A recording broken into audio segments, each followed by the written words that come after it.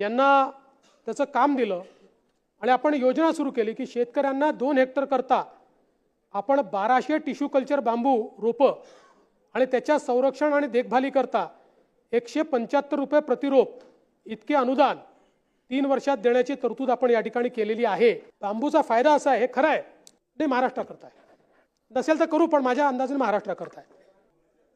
आणि असा बांबू लावला की जो परमनंट आहे। बांबूचा फायदा असा असतो की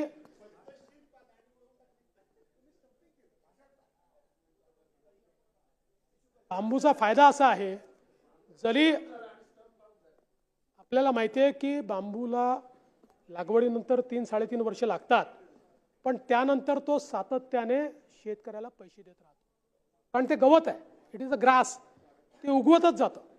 आणि आता तर इंडस्ट्रियल ग्रेड बांबू आलाय। जगामध्ये लोकांनी कन्स्ट्रक्शनमध्ये बांबू वापरणं सुरू केलेलं आहे, सगळ्या गोष्टींमध्ये। आमचे पाशा पटेल तर शर्ट घेऊन येतात बांबूचा, पेन घेऊन येतात बांबूचा, खैल्या घड्या घेऊन येतात, चष्मा घेऊन येतात।